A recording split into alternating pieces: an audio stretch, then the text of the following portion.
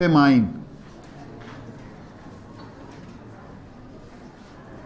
Basically ये है कहत। फेमाइन जो है कहत। अब कहत होता क्या है? Unavailability of nutrients to feed the people present in that area, के हमारे पास उस एरिया को मौजूद लोगों को खिलाने के लिए खुराक का ना होना, दैट इज कॉल्ड फेमाइन। उसे हम क्या कहते हैं? फेमाइन। अब ये फेमाइन जो है बेटे, ये मुख्तलिफ वजूहात की वजह पे मुनसर है। कहत जो है उसकी मुख्तलिफ वजूहात हैं। अब सबसे पहले अगर उसकी हम वजह देखें, that is unequal distribution of food.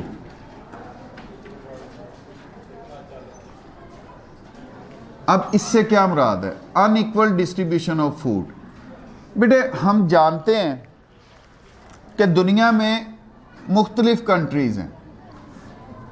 अब इन कंट्रीज़ के मुख्तलिफ फाइनेंशियल कंडीशंस हैं। हर एक कंट्री जो है वो एक जैसा ताकतवर या एक जैसा पैसे वाला नहीं है।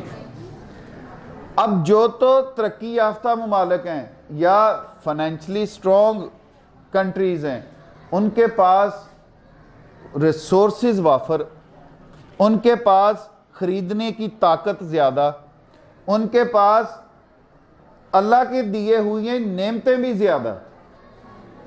तो वो इस वजह से वहाँ पर जो है खुराक वो वाफर मिकदार में मौजूद है। मतलब दे हैव सरप्लस फूड। वहीं पर अल्लाह के वली, हमारे जैसे मुल्क या हमसे भी गई गुजरी कंडीशन वाले मुल्क जो है, फाइनेंशियल कंडीशंस अच्छी नहीं है, रिसोर्सेज मौजूद नहीं है, अगर हैं तो वो इस काबिल नहीं है कि उनको यूटिलाइज कर लिया जाए, तो वहां पर उस एरिया के लोगों को खिलाने के लिए खुराक सरप्लस क्या मौजूद ही नहीं। तो एक तो कहत की बड़ी वजह ये आपकी अनइक्वल डिस्ट्रीब्यूशन ऑफ फूड। अगर यही फूड इक्वली डिस्ट्रीब्यूटेड होता तो फिर कहत जैसी सूरत हाल ना आती। अब इसको हम अपने लोकल लेवल पे ही अगर हम बात कर लें, अमीर खा रहा है, कुछ खा रहा है, कुछ ज़ाया कर रहा है, साथ पड़ोस में बेचारा ऐसा है जिसका गुजर बसर बमुश्किल हो रहा है, उसके पास अपने बच्चों को खिलाने के लिए ज़रूरी भी मौजूद नहीं, तो वो क्या होता है फिर? वो बेचारे माल न्यूट्रिशन का शिकार होते हैं, वो कहत का शिकार होते हैं, उनको मुख्तलिफ बीमारियां आन लपेटती हैं और वो अल्टीमेटली उनकी डेथ हो जाती है। मरना तो सभी ने है, लेकिन अब मरने की वजह एक तरफ ज़्यादा खाना बन जाता है और दूसरी तरफ कम खाना, क्या बिल्कुल ही ना खाना या माल न्यूट्रिशन जो है वो उसकी वजह बन जाता है। जिनके पास वसाइल ज़्यादा हैं वो खाना ज़ाया कर रहे हैं। अब मैं इसमें इस्लामिक कंट्रीज़ की ही एग्जांपल दूंगा। आपके इस्लामिक कंट्रीज़ जो हैं जिनके पास वाफर पैसे हैं, बड़े बड़े हैं, वो बड़े दीनी लिहाज से हमारे लिए बड़े मोतबर, खाने का ज़िया वहाँ सबसे ज़्यादा। 4 बंदे खाने वाले हैं, बकरा पूरा रोस्ट करके और साथ उसके वो रखा हुआ है। अब 4 बंदे वो नहीं खा सकते सर। वो क्या करते हैं? एक्स्ट्रा फिर ज़ाया करते हैं। इसके रिजल्टेंट हमारे जो अगेंस्ट, जिनको हम समझते हैं कि जी ये इस मुसलमान नहीं है, ये इस्लामी इक़दार के पासबा नहीं है।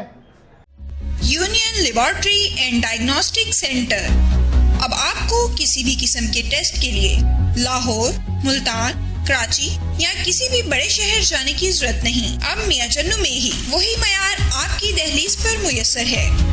लेबॉर्ट्री की नुमायां खसूसियात, जदीद मशीनरी, स्टेरिलाइज्ड और कुशादा माहौल, कैलिब्रेन और क्वालिटी कंट्रोल, आला तालीम याफ्ता और मुस्तनद पैथोलॉजिस्ट और लैब टेक्नोलॉजिस्ट की ज़ेरे निगरानी, जहां पर शुगर, गुर्दे, जिगर, दिल, कोलेस्ट्रॉल, पित्ता, पेशाब, हेपेटाइटिस, यरकान, औरतों और मर्दों की पोशीदा अमराज से मुतल्लिका तमाम टेस्ट इंतहाई मुनासिब फीस में किए जाते हैं। बैरून मुल्क जाने के लिए आर्जी मेडिकल टेस्ट के लिए तशरीफ लाएं। घर से सैंपल कलेक्शन की सहूलत भी दस्तयाब है। जदीद तरीन पैथोलॉजी लैब को दुनिया के बेहतरीन आलात से आरास्ता किया गया है। यहाँ पे तकरीबन लेटेस्ट इक्विपमेंट पैथोलॉजी के सारे हैं।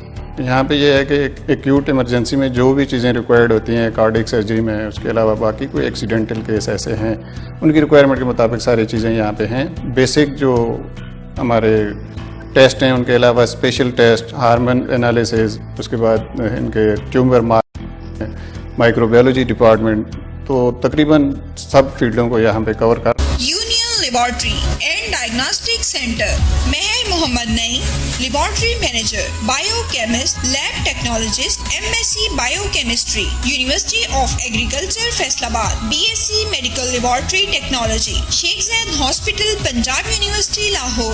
उसको सुपरवाइज करते हैं और हमारी जो इक्विपमेंट है लैब में वो second to none, top class.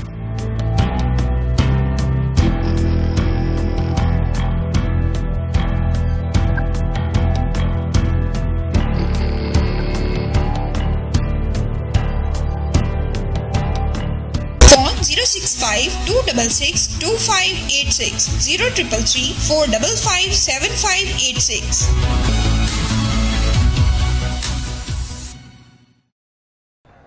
उन लोगों के कवानीन देख के मज़ा आता है। न्यूजीलैंड में अगर आप अपनी ज़रूरत से ज़्यादा खाना ऑर्डर करते हो तो आपको फ़ाइन होता है। रेस्टोरेंट में आप गए, आप अकेले हो, आप कहते हो जी 2 रोस्ट ले आओ, 2 आप चावलों की डिशेस ले आओ, 2 सालन ले आओ, 6 रोटियां ले आओ। वो आपसे इन्वेस्टिगेट करते हैं, सर होटल वाले आपका अकेले का ऑर्डर है सर कि आपके साथ भी कोई है या आपने पार्सल पैक करवा के फैमिली के लिए लेके जा रहे हैं। अगर यू हैव प्रूव्ड कि आप गलत हैं, आप अपने लिए या ज़ाया करेंगे तो आपको फ़ाइन होता है। और मैंने जो सुना है वो यहाँ तक भी है कि वो जेल भी करते हैं। तो अब वहाँ पे मजाल होगी किसी की खाना ज़ाया करने की। हमारे यहाँ भी आप देख लो, जो अमीर हैं, उमरा हैं, आप शादी ब्याहों में चले जाओ ज़रा, वहाँ पे क्या होता है, वो टेस्ट नहीं करना, प्लेट भर लेनी है, आके खा के जब देखा नहीं ठीक, वो प्लेट वहीं पे रहने दी, अगली डिश पे शिफ्ट हो गए। अब वो खाना ज़ाया होता है, लेकिन उसकी वजह जो है वो अनइक्वल डिस्ट्रीब्यूशन ऑफ फूड, और अनइक्वल डिस्ट्रीब्यूशन की वजह जो है वो कोई और नहीं है, वो हम लोग इंडिविजुअली सारे शामिल हैं उसके अंदर। अच्छा जी, अब बेटे नेक्स्ट इसका जो फेमाइन की वजह, दैट इज ड्राफ्ट।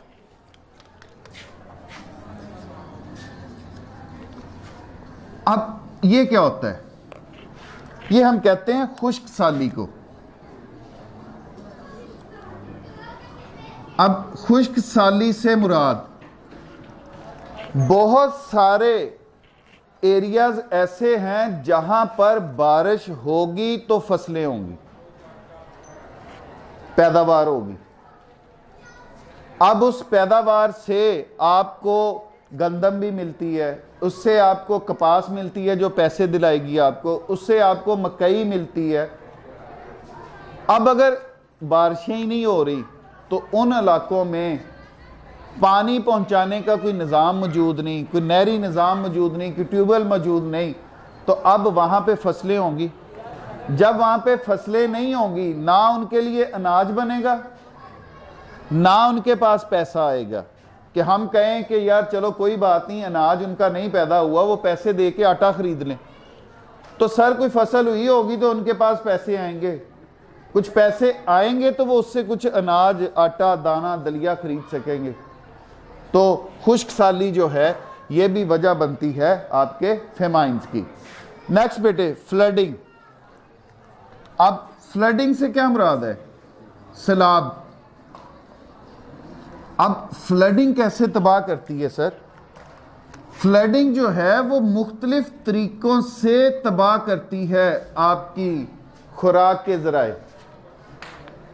पहली बात तो ये, जब सैलाब आया आपकी खड़ी फसलें तबाह हो गई, जब सैलाब आया आपके माल मवेशी बह गए, जब सैलाब आया आपके घर तक जो हैं, रहने के मस्कन तक जो हैं वो तबाह हो गए। ज़ख़ीरा कुछ बचा? कुछ भी नहीं बचता। सैलाब ये नहीं होता कि आपके अपना वो बांध कोई टूट गया तो आपके पांव तक पानी आ गया, इसको सैलाब नहीं बोलते हम। सैलाब वो है जिसमें बस्तियों की बस्तियां बह जाती हैं। ये हमारे पाकिस्तान के मुजफ्फरगढ़ वगैरह वाली साइड के इलाके जो हैं वो हर साल बहते नहीं, सैलाब नहीं आता। डेरा गाजी खां के इलाके जो हैं वो बहते, पूरे के पूरे गांव के गांव बह जाते हैं उसमें। अब एक तो सैलाब ने जो मौजूदा उनके रिसोर्सेज थे वो तबाह कर दिए, अब उन्होंने रीबिल्ड करना है। अब रीबिल्ड करने में वो जो वहां की जरखेज मिट्टी थी वो पानी बहा के ले गया साथ। अब वहां की मिट्टी क्या होगी? बंजर होगी। अब वो पहले जैसी पैदावार जो है वो नहीं दे सकती।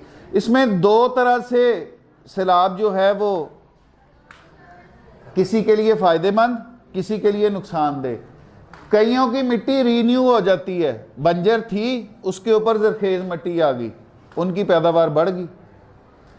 कईयों की जरखेज मिट्टी बह गई, वो रेतली मिट्टी जो दरिया की थी वो उसमें शामिल होगी। अब उन लोगों का क्या होगा?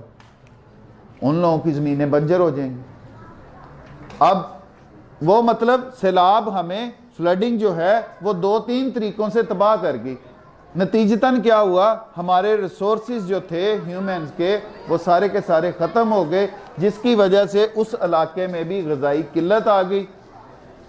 तो that is also the cause of famine. फिर बेटे ओवर पॉपुलेशन।